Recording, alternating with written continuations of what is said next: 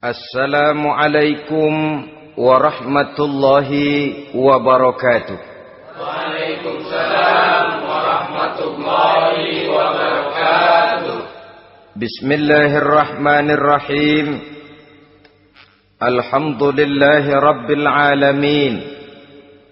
Wassalatu wassalamu ala ashrafil anbiya'i wal mursalin, Sayyidina wa maulana Muhammadin wa ala alihi wa ashabihi al-mujahidin at-tahirin, amma ba'du. Saudara-saudara kaum muslimin seiman dan sekeyakinan yang berbahagia, pada suatu hari seketika sedang berkumpul dengan para sahabat, Rasulullah pernah memberikan peringatan. Beliau bersabda, yushiku an tada'a alaikumul umamu kama tada'al akalatu ala qas'atiha. Pada suatu saat nanti akan datang di tengah-tengah kamu, wahai umat Islam, di mana orang-orang lain di sekeliling kamu akan bersatu mengerubungi kamu seperti bersatunya orang-orang mengerubungi makanan di atas meja hidangan. Akan datang satu saat nanti di mana kondisimu dikepung sedemikian rupa, yang barat mau menerkam, yang timur mau menghantam, yang selatan mau menginjak-injak, yang utara pun akan menjelajah. Kondisimu seperti makanan di atas meja hidangan. Sebagian sahabat merasa heran dan terkejut, lalu mereka bertanya, amin qillati nahnu yawma izin ya Rasulullah? Apakah jumlah kami pada waktu itu sedikit ya Rasul? Kami sampai dikepung sedemikian rupa? Beliau menjawab, bal antum yawma izin katsir. Sama sekali tidak. Kamu tidak sedikit pada saat itu. Bahkan jumlahmu sangat banyak. Kamu adalah mayoritas. Walakinnakum ghusa'un ka ghusa'is sail. Tetapi keadaanmu saat itu persis seperti buih di lautan. Banyak tetapi centang perenang. Banyak tetapi tidak punya daya dan kekuatan. Banyak tapi dipermainkan gelombang lautan, dihempaskan ke tepian pantai tanpa punya makna dan arti. Kondisimu pada saat itu kuantitas yang tanpa kualitas, sehingga orang lain enak saja mengepung kamu. Akidahmu didangkalkan, dibanjiri dengan peradaban dan kebudayaan yang menjauhkan dari agama. Dari segi maksiat dan munkarat seluruhnya mengepung sampai kita melepaskan nilai-nilai Islam kita ini. Dan celakanya, sambung beliau, wal yanzi'anna fi qulubi aduwikumul mahabata minkum. Akan dicabut kehebatanmu di mata musuh-musuhmu, sehingga pada saat seperti itu orang lain memandangmu umat Islam enteng saja, remeh saja, tidak ada apa-apanya. Sudahlah, pokoknya umat Islam sikat saja. Umat Islam enteng, umat Islam kecil, umat Islam tidak ada apa-apanya. Alangkah ironinya, alangkah menyedihkannya, memilukan dan sekaligus memalukan. Umat yang mayoritas ini dipermainkan oleh yang minoritas. Umat yang jumlahnya terbesar, terbanyak, bahkan konon menurut catatan sampai 90%, tapi dipermainkan oleh mereka kelompok-kelompok kecil ini. Wal yakzifanna fi qulubikumul wahn. Pada saat itu di hatimu dicampakkanlah penyakit wahan. Sahabat kemudian bertanya, wa mal wahnu ya Rasulullah? Apakah penyakit wahan itu ya Rasul? Beliau menjawab, hubbud dunya wa karahiyatul maut. Penyakit wahan itu tidak lain hubbud dunya wa karahiyatul maut. Terlalu cinta kepada dunia dan terlalu takut kepada mati. materialistis dan takut resiko. Dua penyakit inilah yang menyebabkan walaupun umat ini mayoritas, tapi dipermainkan oleh yang minoritas. Walaupun dia golongan terbesar, tapi nasibnya seperti makanan di atas meja makan. Dari segala macam penjuru mau menghantam dia. Saudara-saudara kaum muslimin yang berbahagia, ini merupakan analisa sosial bahwa pada satu saat nanti akan terjadi di tengah-tengah umat di mana kita dihantam dan diserbu dari segala macam penjuru. Akidah didangkalkan, peradaban dan kebudayaan dirusak, makanan dan minuman diracuni, pakaian ditelanjangi dan lain sebagainya, sampai kita melepaskan nilai Islam yang kita cintai ini. Kondisi sosial ini satu saat akan datang kepada kita. Demikian analisa dan peringatan dari Rasulullah sallallahu alaihi wasallam.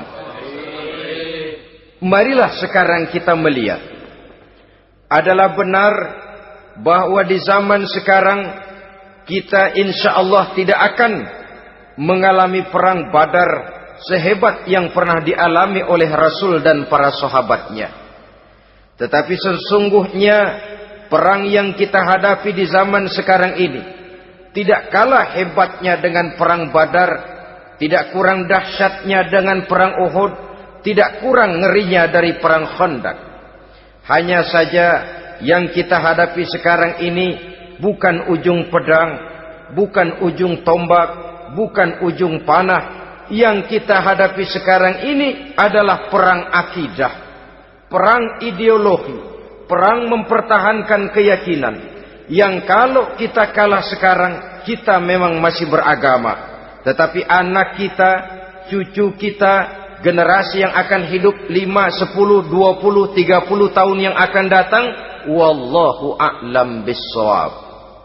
Islam, saudara-saudaraku, tidak mungkin hilang dari dunia.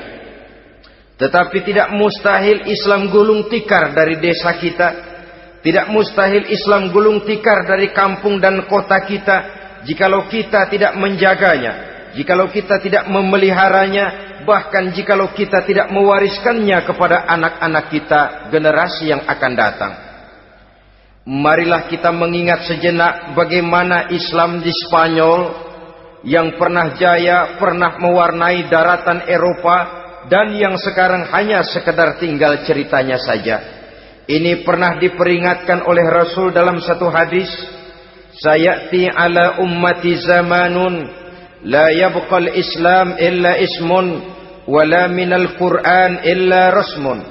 Akan datang satu masa di tengah umatku di mana pada masa itu Islam ada tapi hanya tinggal sekedar namanya saja, dan Quran pun ada tapi cuma sekedar tinggal tulisannya saja. Apabila kita tidak mewariskan ini kepada generasi yang akan datang, maka serbuan-serbuan dari berbagai macam penjuru dari hari ke hari semakin kita rasakan kehebatannya. Tidak mustahil sejarah Spanyol akan terjadi di desa kita, akan terjadi di kampung kita, akan terjadi di kota kita. Orang Spanyol, kalau mereka cerita kepada anaknya, mereka akan cerita, nak, di sini dulu ada masjid. Kapan Pak? Dulu bener dah. Banyak orang Islam kalau hari Jumat pada sembahyang, kapan itu Pak? Dulu sekali. Sekarang cuma sekedar tinggal ceritanya saja. Bukankah sesuatu yang sangat tidak mustahil apabila kita tidak menjaga dan mewariskan Islam ini kepada generasi yang akan datang, maka serbuan-serbuan akan membawakan hasil yang diinginkan oleh para penyerbu itu tadi. Kita sudah menjadi umat yang mayoritas, tetapi umat yang mayoritas ini menurut Rasul dikepung sedemikian rupa, akidahnya didangkalkan, peradaban dan kebudayaannya ditekan sedemikian rupa, kehidupan sosialnya dibuat individualis, Kemudian dari segi pergaulan, pakaian, makanan, minuman dan sebagainya diracuni sampai dia tidak lagi berpegang teguh kepada agamanya. Dan dikala itu hilang kehebatan umat ini di mata musuh-musuhnya. Orang lain memandang kita ringan saja, enteng saja, satu umat yang sudah kehilangan wibawa. Padahal konon kabarnya kita mayoritas, tapi enak saja dikutak-kutik orang lain.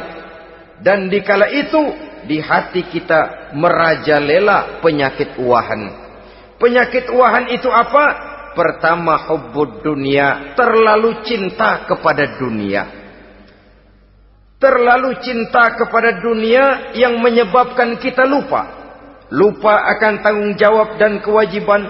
Lupa meneruskan dan mewariskan Islam kepada generasi yang akan datang.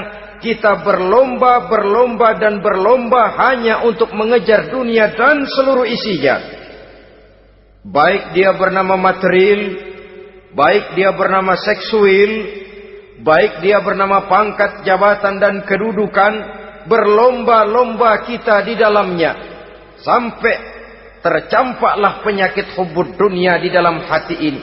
Berurat dan berakar dunia itu, sulit dan berat kita berpisah daripadanya. Akibatnya kemauan untuk berbuat demi dan atas nama agama sangat sulit terwujud di dalam kehidupan ini. Yang kedua, karahiyatul maut, terlalu takut kepada mati. Baik mati ajal, mati dalam artian yang sebenarnya, baik mati usahanya, baik mati karirnya, baik mati pangkat dan jabatannya. Sehingga dengan demikian akibatnya jatuhlah kita menjadi umat yang kehilangan wibawa di mata orang lain. Saudara-saudara kaum muslimin rahimakumullah. Saya katakan tadi, perang yang kita hadapi di zaman sekarang adalah perang akidah. Perang menghadapi peradaban dan kebudayaan yang menghancurkan moral daripada anak-anak kita. Perang menghadapi banjirnya maksiat dan munkarat. Yang di tengah-tengah itu, di samping berkewajiban menjaga diri dan keluarga, kita pun juga berkewajiban menjaga anak-anak kita, generasi yang akan datang. Mengarahkan dan mendidik mereka sesuai dengan yang dikehendaki oleh Allah Subhanahu wa ta'ala. Oleh sebab itu, pada pertemuan kali ini yang akan saya bicarakan ialah bagaimana idealnya seorang muslim lebih dahulu memberikan pendidikan kepada anak-anaknya. Di tengah satu situasi dan kondisi di mana serbuan datang silih berganti melanda dan menghantam umat Islam, kemana anak-anak kita ini harus kita arahkan? Karena kita orang tua mempunyai tanggung jawab. Anak adalah amanah. Menyia-nyiakan amanah adalah dosa. Dan dosa itu merupakan satu dosa yang besar. Bahkan orang tua bisa saja masuk neraka kalau tidak bertanggung jawab tentang anak-anaknya. Satu riwayat menjelaskan, ada orang soleh, ngajinya cukup, sholatnya cukup, puasanya cukup, zakatnya cukup, di mana ada majelis taklim hadir, baca Quran hobi, fitnah orang tidak pernah. Di akhirat setelah disidang dia ternyata lebih banyak kebaikannya daripada kejahatannya, maka dia pun diperintahkan dan dipersilahkan masuk ke dalam surga. Giliran anaknya disidang, biang okem nih anak. Ditanya, siapa Tuhanmu? Tidak tahu. Siapa nabimu? Tenyaho. Apa kitabmu? Ora gelem. Kamu pernah sholat? Tidak. Zakat? Tidak. Puasa? Tidak. Judi? Hobi. Zina? Tiap malam. Mabuk? Berat. Wah, brengsek kamu. Kebaikan tidak ada barang sedikit pun, sementara kesalahan dan dosa berlipat ganda. Kamu neraka. Anak ini protes. Benar, saya tidak kenal siapa Tuhan saya. Saya tidak tahu siapa nabi saya. Saya tidak tahu kitab suci dan kiblat saya. Saya tidak sholat, tidak zakat, tidak puasa. Tiap malam saya judi, saya zina, saya mabuk. Tapi saya kerjakan semua itu karena saya tidak tahu dan orang tua saya tidak pernah memberitahu saya. Dia enak-enakan hadir di majelis taklim, saya nyekek botol, didiemin saja. Dia enak-enakan baca Quran, saya zina, didiamkan saja. Saya bukan tidak mau, orang tua saya sama sekali tidak pernah mendidik saya. Dia mau benar sendiri. Maka kalau sekarang saya harus masuk ke dalam neraka, saya menuntut agar orang tua saya ikut sama-sama bergabung dengan saya ke dalam neraka. Gara-gara dia tuh saya jadi begini. Orang tuamu yang mana? Tuh, yang barusan mau ke surga. Ini orang tua yang sudah mau berangkat ke surga dipanggil. Sebentar dulu, Mas. Ini benar anak kamu? Iya, Pak. Waktu di dunia kamu tidak pernah ajarin dia ngaji? Sampai dia tidak kenal Tuhannya, tidak kenal nabinya, tidak kenal kiblat dan kitab sucinya? Iya, Pak. Dia tidak sholat, kamu diamkan saja. Dia tidak puasa, tidak zakat, kamu bersikap masa bodoh. Bahkan dia judi, dia zina, dia mabuk, kamu pun berdiam diri saja. Iya, Pak.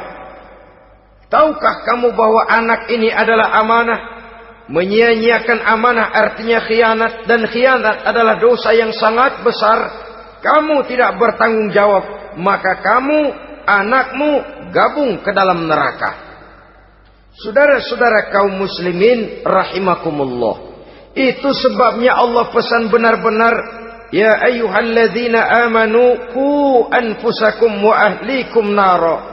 Hai orang-orang yang beriman, jaga dirimu dan keluargamu. Istri, anak, orang-orang yang menjadi tanggung jawab dan kewajiban kita, jaga dan pelihara mereka dari api neraka. Saudara-saudara kaum muslimin, lalu kalau kita orang-orang tua yang hidup di zaman sekarang ini sudah sering beristighfar, mengurut dada, melihat situasi, membaca peta keadaan, konon tantangan yang akan dihadapi oleh anak-anak kita 15, 20, 25 tahun yang akan datang jauh lebih berat dari apa yang kita hadapi sekarang ini. Maka adalah wajar jika kita sebagai orang tua yang cinta kepada agama, cinta kepada anak-anak kita, berpikir untuk mewariskan nilai-nilai yang luhur ini kepada anak-anak kita generasi yang akan datang. Bagaimana pada mulanya kita harus mendidik mereka? Mari kita telusuri apa yang dicontohkan oleh Al-Quranul Karim. Orang-orang tua bijaksana yang diceritakan dalam Al-Quran, kalau sudah berpikir tentang anak-anaknya generasi yang akan datang, pendidikan pertama yang diberikan kepada anaknya ternyata adalah persoalan akidah. Nabi Ibrahim, pertanyaan yang paling merisaukan beliau buat anak cucunya ialah, ma ta'buduna min ba'di. Saudara bisa lihat surah Al-Baqarah ayat 133. Anak-anakku, kalau pada satu saat nanti aku, ayahmu ini sudah tidak ada lagi, meninggalkan kamu semua, meninggalkan kehidupan dunia ini, ma ta'buduna min ba'di, apa yang akan kamu sembah nak kalau ayah sudah tidak ada lagi? Jikalau ayahmu sekarang masih rajin ke masjid, melakukan rukuk dan sujud, i'tikaf dan membaca Quran, kalau satu saat ayahmu meninggalkan dunia ini, masihkah engkau mau ke dalam masjid? Masihkah engkau rukuk dan sujud? Masihkah engkau i'tikaf? Ma ta'buduna min ba'di, apa yang akan kamu sembah kalau aku ayahmu tidak ada lagi nak? Ditanamkan bukan hanya keyakinan bertauhid, sekaligus juga menyembah kepada Allah yang kita yakinkan dengan tauhid itu tadi. Bukankah berbeda dengan kita kebanyakan orang tua sekarang? Kita tidak pernah berpikir ma ta'buduna min ba'di. Kalau bapak tidak ada, kamu nyembah apa nak? Kita orang tua sekarang pagi-pagi malah berpikir ma ta'kuluna min ba'di. Kalau bapak enggak ada, kamu nanti makan apa nak? Bukan nyembah apa yang kita pertanyakan, bukan nyembah apa yang kita khawatirkan, makan apa nak? Maka yang dicari lalu sekolah-sekolah yang bonafit, yang tidak peduli apakah itu merusak imannya, mematikan akidahnya, menghancurkan keyakinannya. Yang penting ada jaminan hari depan bisa dapat lapangan kerja. Akibatnya berduyun-duyun orang-orang tua muslim menyekolahkan anaknya di sekolah-sekolah yang bukan Islam, yang nyata-nyata membahayakan akidahnya. Dididik dengan kultur dan budaya yang bertentangan dengan nilai-nilai agamanya. Bukankah ini berarti merelakan anak untuk dikafirkan? Bukankah ini artinya menyerahkan anak untuk ditulis menurut selera para pendidik yang tidak sesuai dengan nilai akidah yang dimilikinya? Mengapa kita tidak berpikir seperti Nabi Ibrahim, yang sebelum memberikan pendidikan kecerdasan, sebelum pendidikan matematika, IPS, PSPB dan disiplin ilmu lainnya, yang pertama ditanamkan ma ta'buduna min ba'di. Kalau ayahmu tidak ada, kamu menyembah apa nak? Menyembah Allah apa nanti malah menyembah harta? Menyembah Allah apa nanti malah mendewa-dewakan pangkat dan jabatan? Menyembah Allah apa malah nanti menyembah alam? Itu yang dikhawatirkan Nabi Ibrahim kepada generasi yang akan datang. Dan itu saudara-saudara yang seharusnya mengkhawatirkan kita kepada anak-anak kita, generasi yang akan datang. Lihatlah serbuan akidah di zaman sekarang ini. Dimanfaatkan kemiskinan kita umat Islam. Diberikan kita tawaran berupa beras, pakaian, obat-obatan, kalau perlu beasiswa, asal bisa melepaskan keislaman kita ini. Bertahap, sedikit demi sedikit, step by step, shibran bi shibrin wa zira'an bi zira'in. Dan harus saya ingatkan, orang di zaman sekarang tidak mungkin menghantam Islam secara frontal. Tidak mungkin menghantam Islam terang-terangan, apalagi mengerahkan satuan militer. Tidak.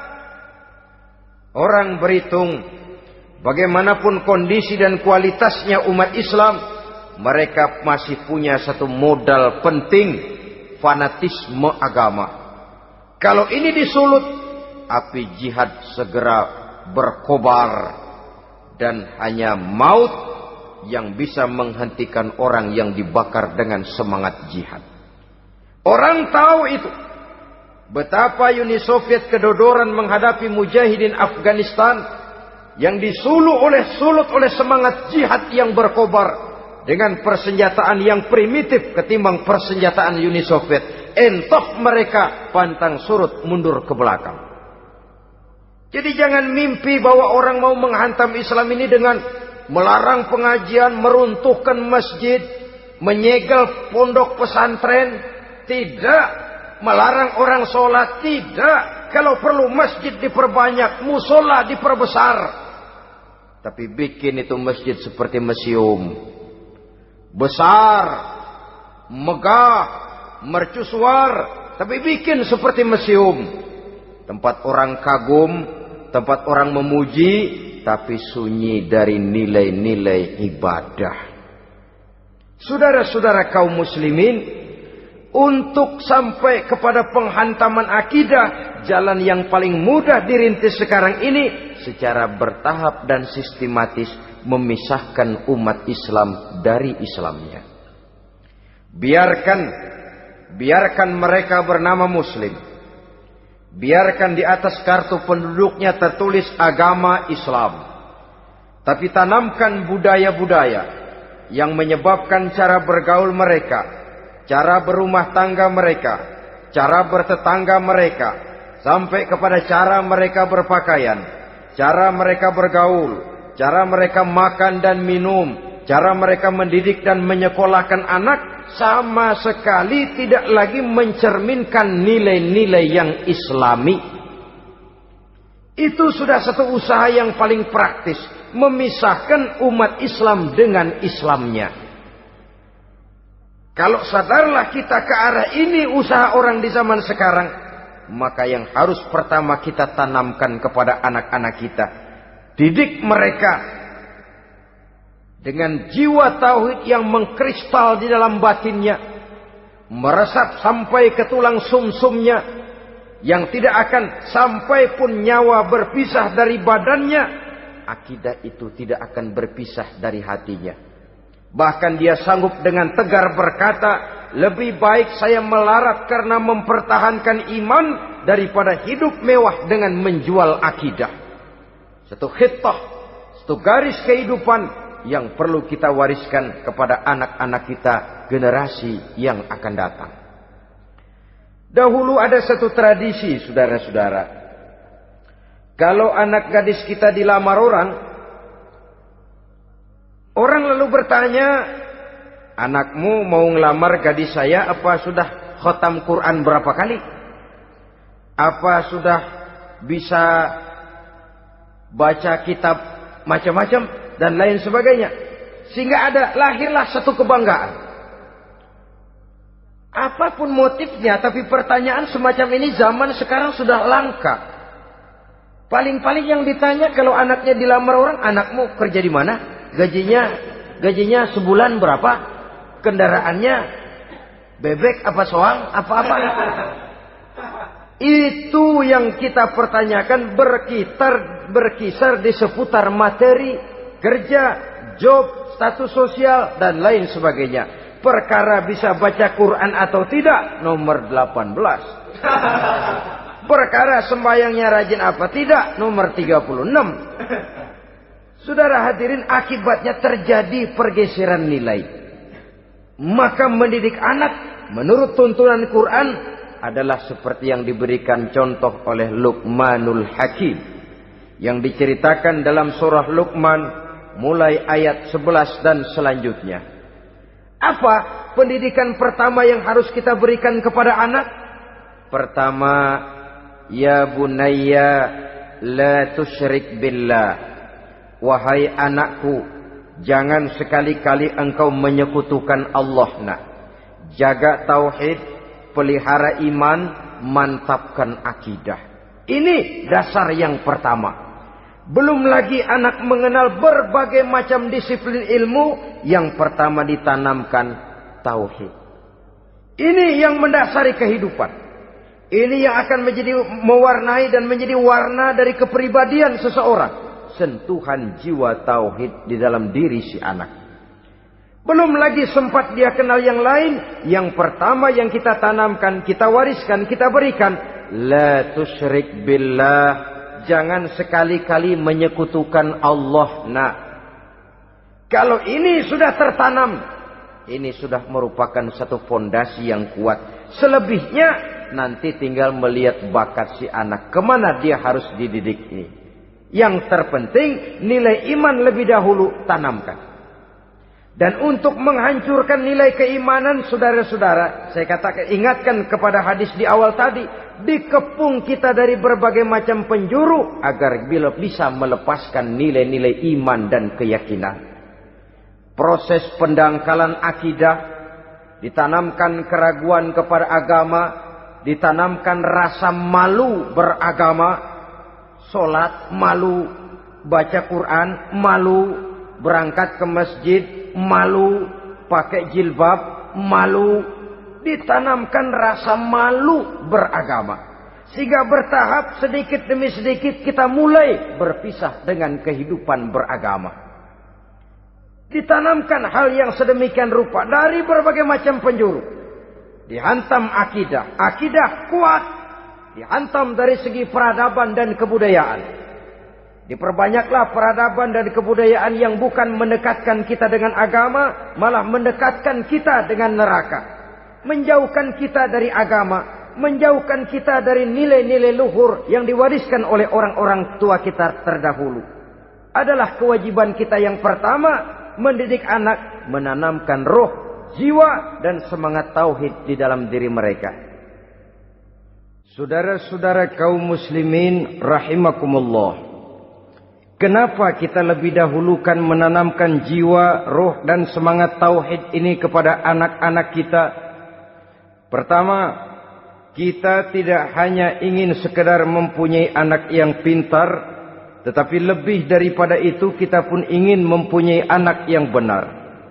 Segala macam disiplin ilmu, segala macam bentuk penalaran ilmiah dan pengisian intelektualitas manusia mungkin di satu sisi akan membuat dia pintar, tapi di sisi lain belum tentu akan membuat dia benar.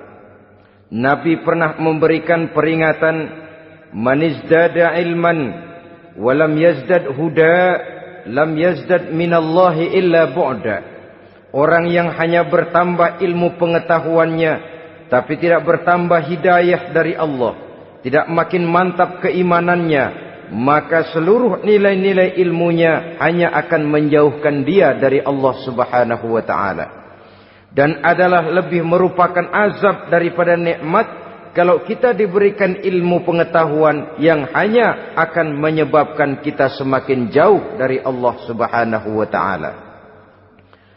Yang kedua, sesungguhnya roh, jiwa dan semangat tauhid yang melekat dalam diri anak pada puncaknya akan melahirkan satu disiplin murni yang tumbuh dari dalam dirinya sendiri, di mana si anak dalam kehidupannya merasakan dimanapun dia berada, kemanapun dia pergi, ia selalu merasakan kehadiran Allah dekat dalam hidupnya.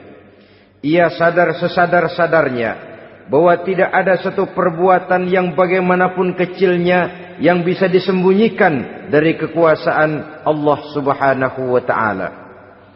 Yang ketiga, dengan penanaman roh, jiwa dan semangat iman ini, maka diharapkan anak-anak nanti pada pertumbuhannya sanggup mengendalikan hawa nafsunya.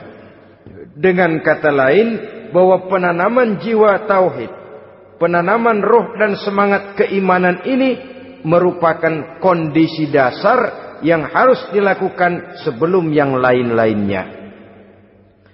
Kemudian pendidikan kedua yang diberikan oleh Al-Quran melalui contoh dan model dengan Luqmanul Hakim ini, setelah menanamkan tauhid, ditanamkanlah kepada si anak ini rasa hormat kepada orang tuanya.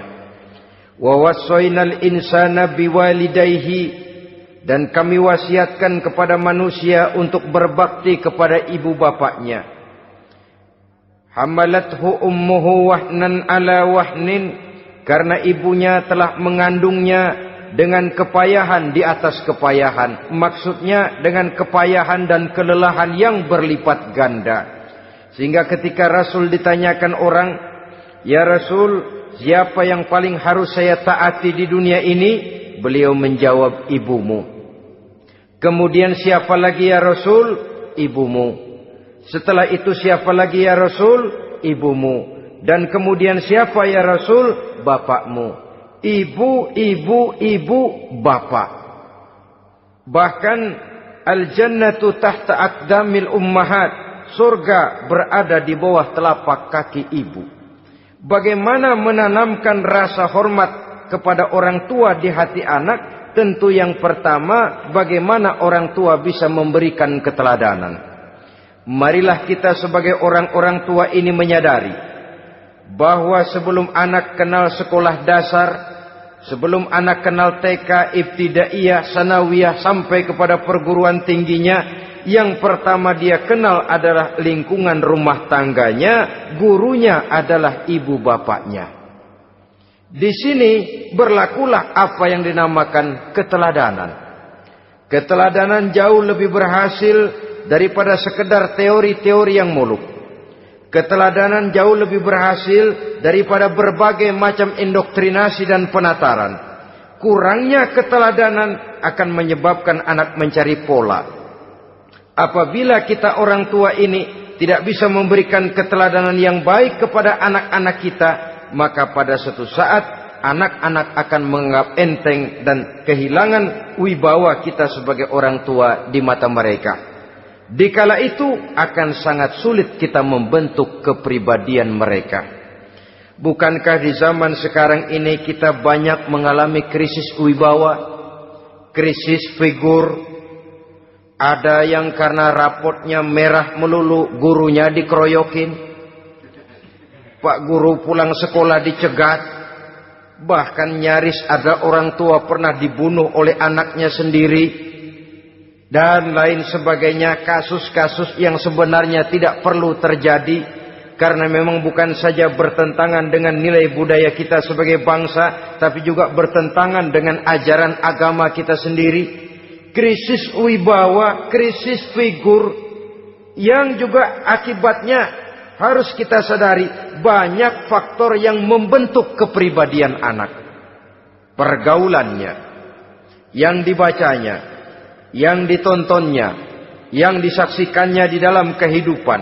Benar kita menyekolahkan mereka, tapi berapa jam mereka di sekolah? 6 jam, 7 jam paling lama. Sedangkan mereka hidup 1 hari 1 malam 24 jam.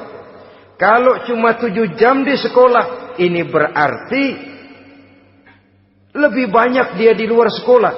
Dan di luar sekolah itu artinya ya rumah tangganya, ya temannya, ya lingkungan di mana dia tinggal, yang seluruhnya sangat besar pengaruhnya dalam ikut membentuk kepribadian anak-anak kita.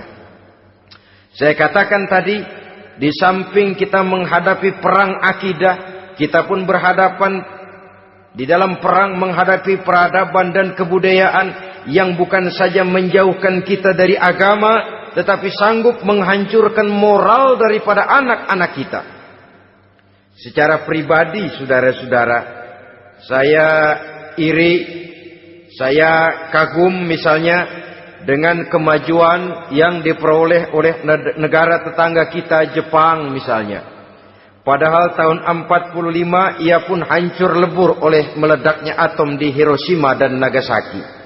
Tapi bagai satu tenaga raksasa kemudian Jepang bangkit menjadi satu negara superpower di Asia. Bahkan gurunya saja Amerika sekarang ini kewalahan menghadapi perang dagang dengan Jepang ini. Dan yang menarik, Jepang bisa maju dan modern dengan tetap menjadi Jepang, tanpa harus kehilangan identitasnya sebagai satu bangsa, tanpa harus kehilangan kepribadiannya sebagai satu bangsa. Sebagai negara yang sedang berkembang, kita sering latah. Kita ingin meniru Barat, tapi bukan teknologinya, westernisasinya yang kita tiru. Bukan isinya, kulitnya yang kita ambil. Akibatnya apa? Modernnya belum, orangnya sudah Barat. Bergaulnya sudah cara Barat, berumah tangganya sudah cara Barat, berpakaiannya sudah cara Barat, mendidik anaknya sudah cara Barat. Di mana ketemu orang tua cukup hello daddy. Kulitnya kita ambil, sementara isinya kita campakkan. Ironi dan menyedihkan. Padahal kita sesungguhnya bisa maju dan modern, bisa mengejar segala ketinggalan dan keterbelakangan kita, dengan tetap menjaga nilai-nilai luhur budaya kita sebagai satu bangsa, mengambil isinya, dan kalau memang tidak perlu, lalu mencampakkan kulitnya. Pengaruh peradaban dan kebudayaan yang menghancurkan moral daripada anak-anak kita oleh pesatnya arus teknologi, oleh pesatnya arus komunikasi, di mana hal-hal yang terjadi di belahan dunia lain dapat kita saksikan hari ini juga melalui layar televisi, yang terjadi di Amerika, di Eropa, di Afrika, di ujung dunia yang paling ujung sekalipun. Di ujung dunia yang paling ujung, hari ini kejadian, hari ini sudah bisa kita saksikan. Pesatnya arus komunikasi, kalau jatuh ke tangan anak-anak kita yang belum mempunyai filter, daya saring positif, akan dicerna oleh mereka tanpa memilah dan memilih. Akibatnya orang kampung bilang kelolodan. Makan nggak dikunyah lagi. Tentu saja akhirnya kelolodan. Dan kalau sudah kelolodan, menyusahkan kita seluruhnya. Oleh karena itu budaya menghormati orang tua perlu dijaga, perlu dipelihara dan diwariskan kepada anak-anak kita. Tali silaturahmi sehingga ada respeknya kepada orang tuanya. Jangan bapaknya dianggap CS, ibunya dianggap CS, kakeknya dianggap CS. Hilang rasa respek, hilang rasa menghormati. Sementara orang tua sendiri tidak bisa memberikan keteladanan, kurang mendapat perhatian dan lain sebagainya. Apalagi kalau baik ibu maupun bapak adalah orang-orang karier yang setiap hari sibuk menghadapi tugas masing-masing. Bapak sibuk rapat, pindah kantor sana kantor sini, ibu sibuk arisan, besarlah anak-anak di tangan pembantu dan lain sebagainya, sehingga dia merasa kurang mendapat perhatian, dan ini akan ikut membentuk warna dari kepribadian yang dimilikinya. Sampai kepada pelosok-pelosok desa, jaringan televisi memang menguntungkan. Tapi kalau sudah sampai kepada menayangkan budaya-budaya yang tidak sesuai dengan pola di mana mereka tinggal, pola lingkungannya, dan ingin mereka terapkan dalam kehidupan, ironi dan menyedihkan. Maka sering dikatakan, jikalau ABRI masuk desa, rakyat beruntung. Jikalau listrik masuk desa, rumah jadi terang. Jikalau koran masuk desa, rakyat jadi cerdas. Jikalau hakim masuk desa, rakyat lalu sadar hukum.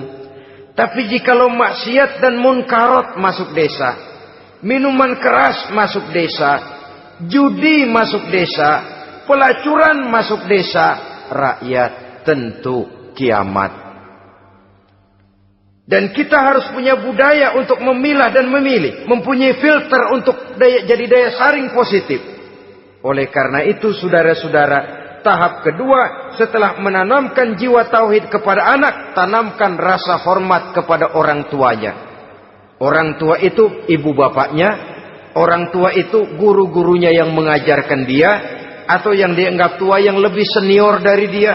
Karena tidak ada satu peradaban yang berdiri sendiri.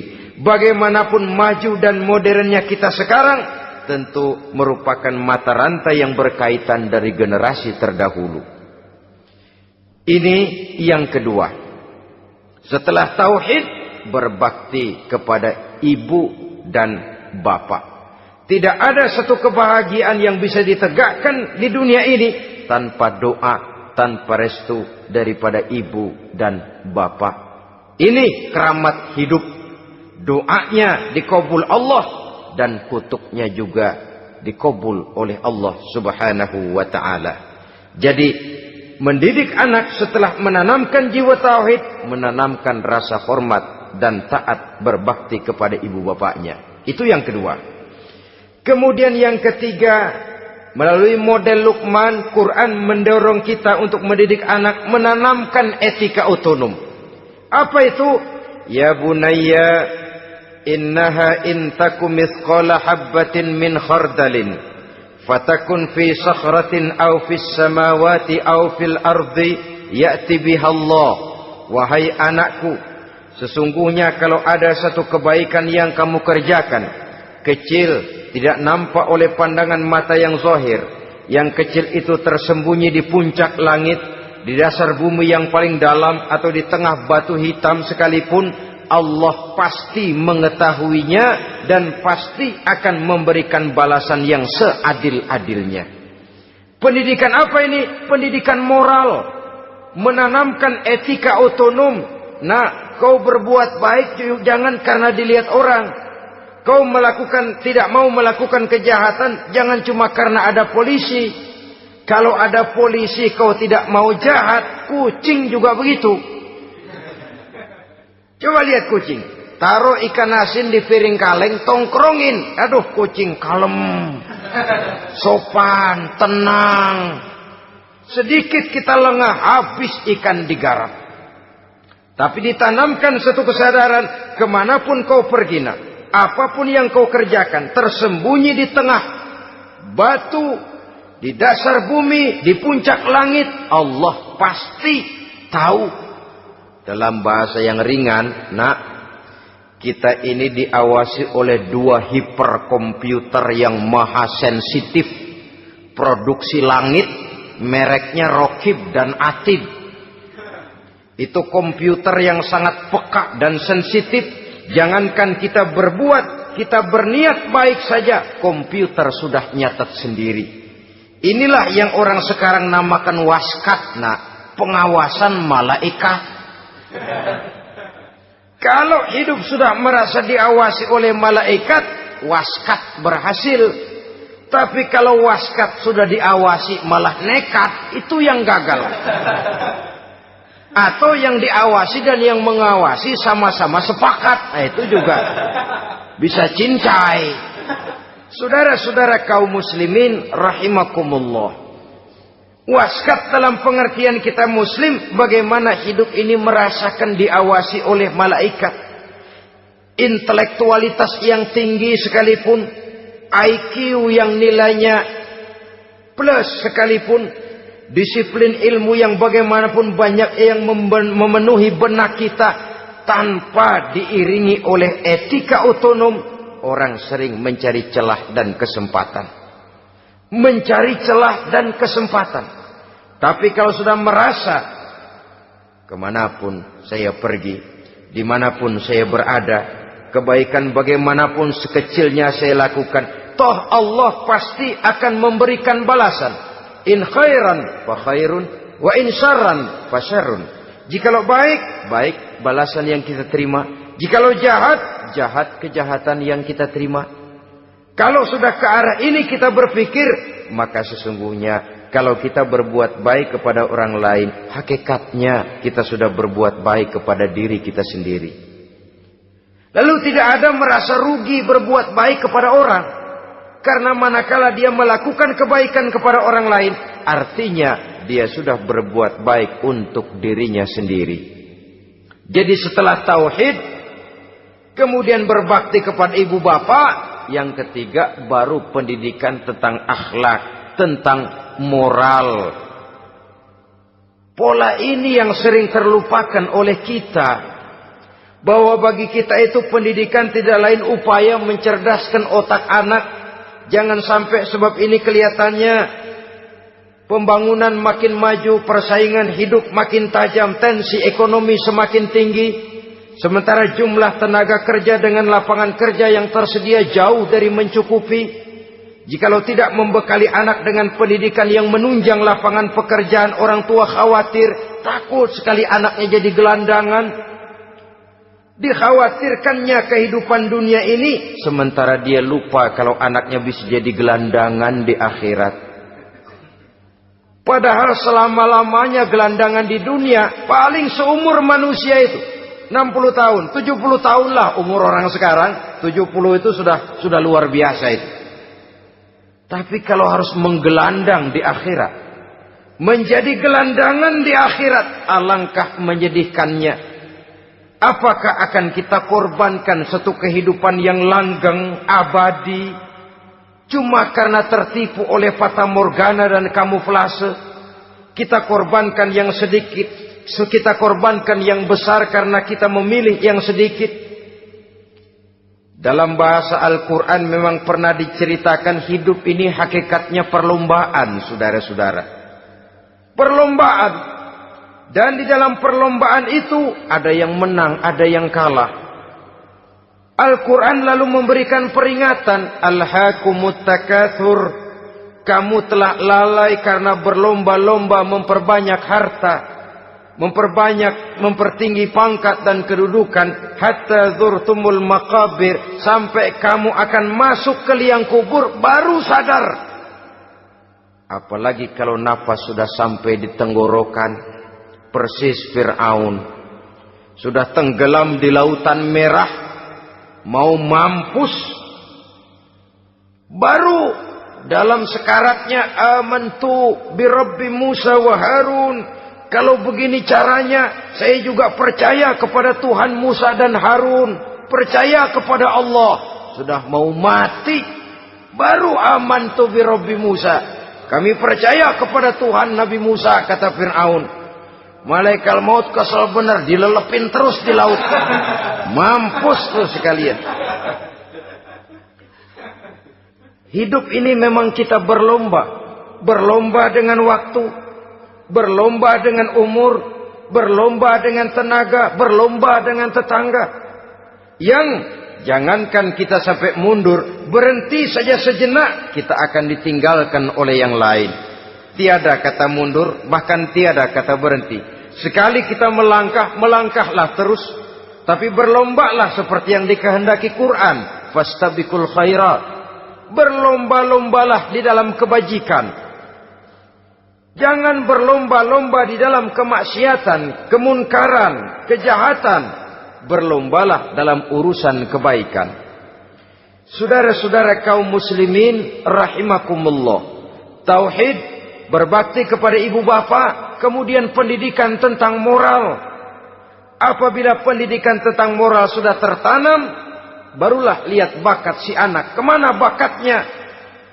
Anak saya kelihatannya dari kecil demennya main bedil-bedilan saja. Abri kali itu. Kirim ke Magelang, masukkan akabri. Tapi dengan syarat 3 itu tadi.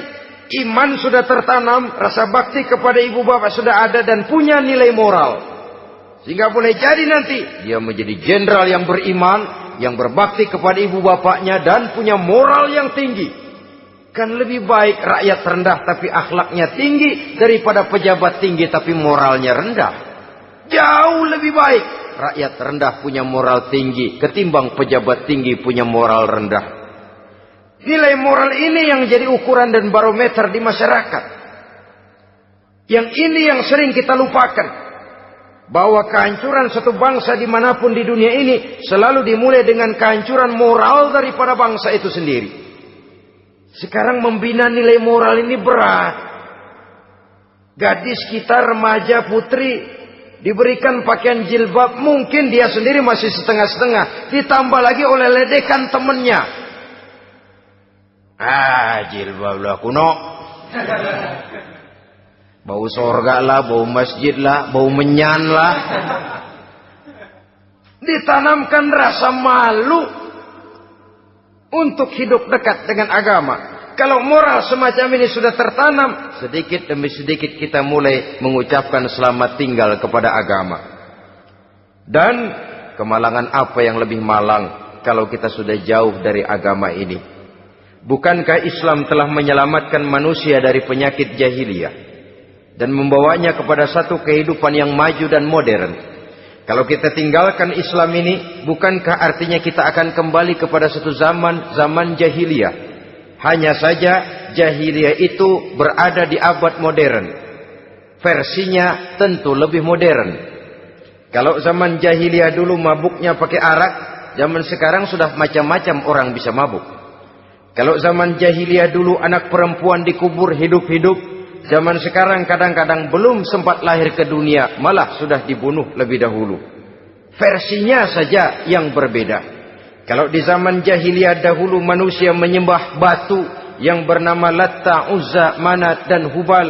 Di zaman jahiliyah modern sekarang ini, orang sering menyembah kepala bagiannya, sering menyembah atasannya, sering menyembah komputer, sering menyembah teknologi modern yang lebih diyakininya daripada Allah sebagai keyakinan sentral di dalam hidupnya. Saudara-saudara kaum muslimin rahimakumullah. Jadi yang ketiga, nilai moral yang ditanamkan kepada anak-anak kita supaya dia bisa menghadapi tantangan-tantangan hidup yang semakin berat ini dengan tetap berpegang teguh kepada nilai-nilai moral yang diwarnai oleh jiwa keimanannya yang bersumber dari ajaran agamanya. 3. Kemudian yang keempat, barulah tatanan kehidupan sehari-hari. Apa kata Luqman? Ya bunayya aqimis shalah. Setelah bertauhid, berbakti kepada ibu bapa, punya nilai moral. Ya bunayya aqimis shalah. Nak, dirikan solat. Rumah tangga muslim. Anak berumur 7 tahun sudah berani meninggalkan solat. Kata Nabi, pukul. Bukan untuk menyakiti, untuk mendidik. Karena sayang kepada anak. Saudara-saudara, kita khawatir betul kepada anak. Kalau dia pulang dari sekolah, buru-buru kita sebagai orang tua bertanya, sudah makan nak? Sudah istirahat nak? Tapi jarang kita sebagai orang tua melontarkan, sudah sholat nak? Bahkan kita bisa memberikan sugesti kepada anak. Nah, kalau kau naik kelas 1 sampai naik ke kelas 2, bapak beliin sepeda. Tamat SD nak, motor. Tamat SMP nak, ke Bali kita. Tamat SMA nak, Singapura. Saudara-saudara, tapi kalau untuk urusan sholat misalnya, kita tidak pernah memberikan sugesti kepada anak-anak kita. Nah, kalau kau hafal Fatihah lengkap dengan artinya, bapak beliin sepatu. Nah, kalau kau bisa sholat dengan baik, cukup syarat rukunnya, bapak beliin sepeda. Ada rangsangan, ada sugesti yang membuat anak lebih tergerak untuk hidup dalam suasana keagamaan. Ya bunayya aqimis shalah, nak dirikan sholat. Sebab ini sandaran vertikal yang paling langsung antara manusia dengan Tuhannya. Menyadari bahwa sepanjang yang bisa dilakukan oleh manusia hanyalah berusaha dan berusaha. Dan kepastian sepenuhnya ada di tangan Allah. Dengan sholat kepribadianmu diperteguh. Dengan sholat sandaran vertikalmu kepada Allah diperkuat. Dan pada waktunya nanti Al-Quran memberikan bimbingan, hendaklah minta tolong kepada Allah dengan sabar dan tetap mendirikan sholat. Ya bunayya aqimis sholat. Setelah itu, wa'mur bil ma'rufi wanha 'anil munkar. Tegaklah membina yang ma'ruf, tegaklah mencegah yang munkar. Ini sikap hidup sudah. Sholat tadi tugas hidup. Lalu sikap hidup tampil di tengah masyarakat, membina yang ma'ruf, mencegah yang munkar sesuai dengan kesanggupan masing-masing. Bukankah setiap kita kepingin punya anak yang bermanfaat, setidaknya bagi keluarganya, syukur kalau bisa bagi lingkungannya, bagi masyarakat, bangsa dan negaranya. Dan satu di antara tanda orang yang bermanfaat, kalau dia bisa hidup menjadi penganjur yang ma'ruf dan pencegah yang munkar. Dan itu kalau tidak ada hidayah, sulit orang mau melaksanakan itu. Sebab apa? Ada kecenderungan belakangan ini di mana agama dianggap urusan pribadi. Sehingga orang lalu sering bilang, jangan bawa-bawa agama dah, itu kan bukan urusan agama. Ini sudah ciri berpikirnya sekuler. Jangan bawa-bawa agama. Agama urusan pribadi. Artinya orang mau sholat mau enggak, jangan bilang apa-apa dah. Urusan dia sendirian. Dia mau puasa dia enggak, merdeka saja, urusan pribadi. Agama bukan persoalan pribadi. Apalagi jika sudah menyangkut amar ma'ruf dan nahi munkar. Siap menegakkan yang baik, mencegah yang munkar untuk tegaknya satu masyarakat yang diwarnai oleh kebaikan dan terhindar dari segala macam kejahatan. Dan terus ayat-ayat selanjutnya mencerminkan sikap hidup. Namun yang intinya cara mendidik anak yang baik yang dicontohkan oleh Al-Quran dengan Luqmanul Hakim sebagai model. Pertama, tanamkan tauhid. Yang kedua, tanamkan rasa hormat dan berbakti kepada ibu bapaknya. Yang ketiga, tanamkan moral, nilai akhlak yang tinggi. Setelah itu yang keempat, biasakan hidup dalam suasana keagamaan. Kontrollah sholatnya, kontrollah baca Qur'annya, kontrollah puasanya di bulan Ramadan.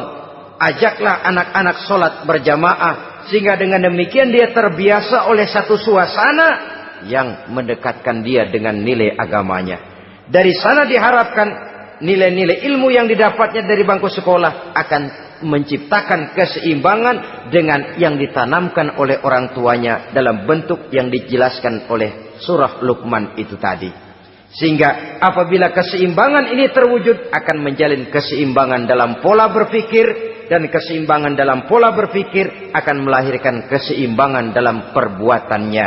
Terwujudlah kita harapkan insan yang fid dunya hasanah wa fil akhirati hasanah. Inilah harapan kita semua. Mudah-mudahan Allah memberikan kekuatan kepada kita untuk mewariskan nilai-nilai yang baik kepada generasi yang akan datang. Sehingga esok harus lebih baik daripada hari ini. Dan lusa harus lebih baik daripada hari esok. Terima kasih atas perhatian saudara. Mohon maaf atas segala kekurangan. Usikum wa nafsi bitaqwallah. Wassalamualaikum warahmatullahi wabarakatuh.